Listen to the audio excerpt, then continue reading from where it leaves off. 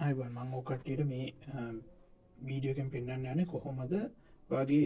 හාඩරයිව් එක රිකව කරගන්න බැරිවෙන්ඩම මේ රිකව කරන්න බැරිවෙන්ඩම මේ ෆෝමට් කරන්න කියලා මේ ගොඩක් කඩගත යෝකට්ටිය දැන් ලැප් දැහිතන්නක පරණ පාවිචිකරප ලැප්ටප් එක විකුණන්න හදනවා කියලා එතකට ඔයාගේ ඩේට ආඩගෙ තින් ඩේට රිකව කරන්න නැතිවෙන්ඩ රිවා කරන්න බැරිවෙන්ඩ විදිහට කොහොමද ඔයාගේ පිසික රීසෙට් කරන්න කියලා එතකට වාසි දෙකක් යන එකක් තම වගේ ඩේට ටික ආය වෙන කෙනෙකුට රිකව කරගන්න බැහැ අනිතක තමයි හිතන්නකවාගේ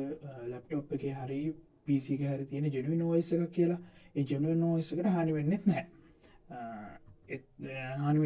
හානිවෙන්නෙත් නෑ ඒක කරන්නේ රිසිට් පිසිවලින්